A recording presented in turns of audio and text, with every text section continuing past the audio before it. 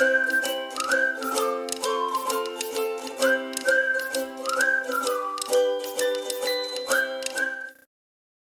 Scrummies, hope you all doing great. Friends, according to you, when is a good day to start a sprint? This Scrum Master interview question will be difficult to answer if you are not prepared well. So friends, watch this in-depth session till end and then you can decide. There is a much confusion over which days of the week to start and end your sprints. Many times, new to Scrum simply choose to start their sprints on Mondays. After all, it's the start of the work week, and since most sprint duration are some multiple of 1 week, the end of the sprint naturally fall on a Friday. In this session, we will go in depth to find out starting sprint on Monday and ending on a Friday is a good idea. Or there are other days in the work week that are usually better than others. Okay, so sprints are time box iterations. So one important rule is that after a team decides on its sprint length, unless it has an economically strong reason, it does not change that length. So if a team chooses to start its sprints on a Monday and to end them on a Friday, then all of its sprints would start on a Monday and end on a Friday. But there is nothing in the core of a Scrum that tells us when a sprint should start and end. So does it matter which start and end days a team choose? Actually, yes, it does. Let's find out. Okay, so everyone is aware about Blue Mondays or Monday Blues. So let's see why Monday is not that great choice. Generally, not everyone is at their best on Monday morning. It is a feeling of laziness that pops up on the first day after your week's off. And no matter what you do, you fail to find the motivation to kickstart your day productively. Also, Mondays get more than their fair share of late arrivals to work, and often we fall victim to an extended 3-day weekend. So a sprint planning meeting held first thing Monday morning may not capture your team at their best. Okay, Fridays. So after a week of intense focused team collaboration, despite a sustainable pace, many of your team members may have already mentally checked out for the weekend. So Fridays are also prone to the same extended 3 days weekend problems as Mondays. Getting your whole team together Friday afternoon can be a bit of challenge. The quality of feedback captured during a sprint review meeting held on Fridays afternoon is definitely like to suffer as a result. So what's the solution?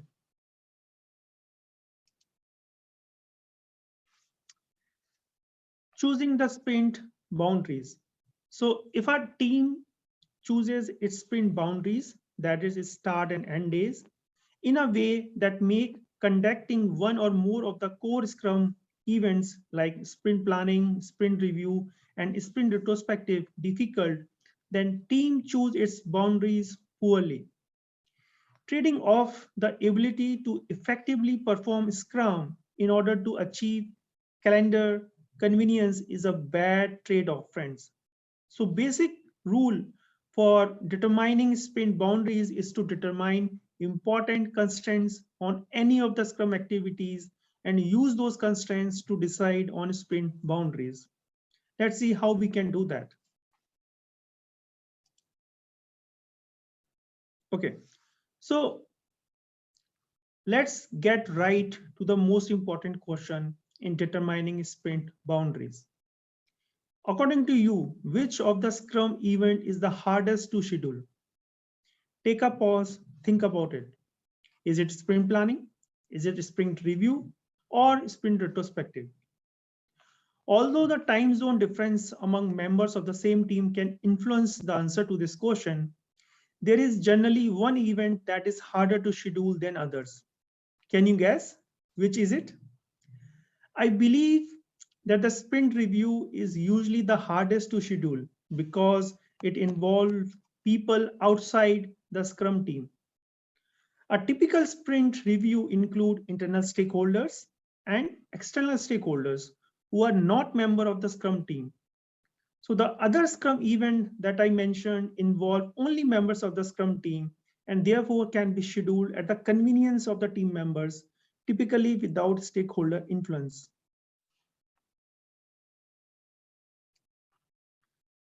So sprint planning and sprint review always benefit from stakeholder inputs.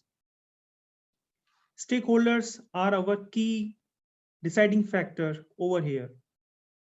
So for example, a sprint planning meeting is more effective when a features business stakeholder is available to clarify their needs. And the purpose of the sprint review is to gather feedback from these same stakeholders about the done features to determine what to do next. If any of these stakeholders are absent, there is a significant lost opportunity for value creation.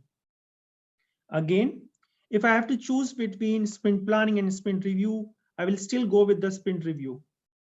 So when determining the sprint boundaries, the first thing a Scrum team should do is to determine which stakeholders have to be present at the sprint review meeting, and then have a conversation with those stakeholders about their availability to attend.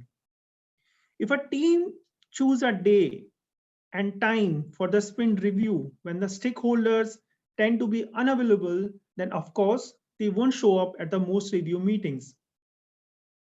If the stakeholders don't attend, the team lost a valuable feedback loop. That is the inspect and adapt the product being built.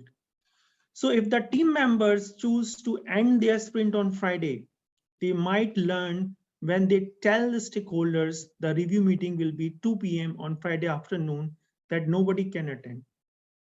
Again, if they tell the stakeholders the sprint review will be on Monday at 9 a.m., they might get told, don't ever schedule me in a meeting at 9 a.m. on Monday morning. So the strategy I'm suggesting is that the team member asks these stakeholders when they can actually attend the sprint review. If the important stakeholders say that Wednesday at 2 p.m., then the team should pin down that time and let the rest of the sprint flow around it. In this example, that would mean that the sprint would start on a Thursday and end on a Wednesday.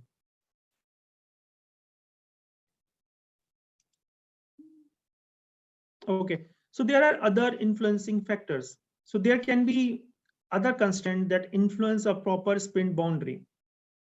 The time zone difference among the team member might dictate when certain Scrum activities need to take place. Some of the members of the team can get blocked. So for example, we will like to hold an important meeting like sprint planning on a Monday morning in California when half of the team is in India, means that the Indian team member could be blocked for all of their working day on Monday, waiting for sprint planning to take place. In addition to time zones, the constraint of coordinating multiple teams might influence sprint boundaries.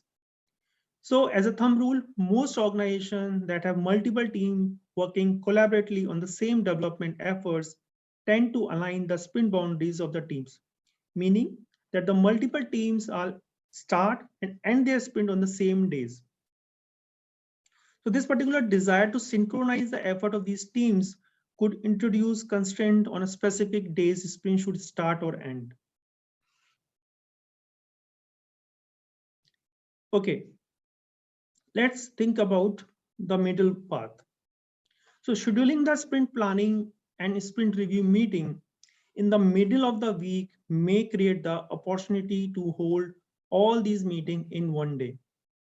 The sprint review and the sprint retrospective of the sprint that is finishing are held in morning, and the sprint planning for the following sprint is held in the afternoon.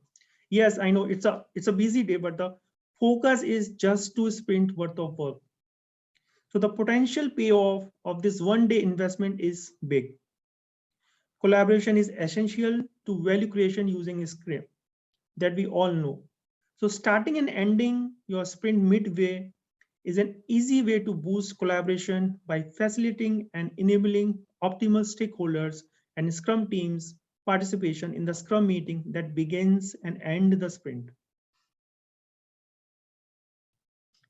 Okay, so what's the final thought? So although it is common for sprint to start on Mondays and end on Friday, there is no requirement as such that team do this. In fact, setting sprint boundaries to match up the calendar week boundaries might be completely the wrong thing to do. So my suggestion is that you review your team specific constraint when it comes to scheduling the core Scrum events of sprint planning, sprint review, and sprint retrospective, and use those constraints to determine when a sprint should start and end. So friends, in my experience, constraints as to when you can schedule a sprint review meeting tends to dominate. So I would start there and let the Scrum activities and events flow around it. Friends, I hope you will get any value from this session. If yes, don't forget to hit like and subscribe for more similar contents. Bye. Have a nice day.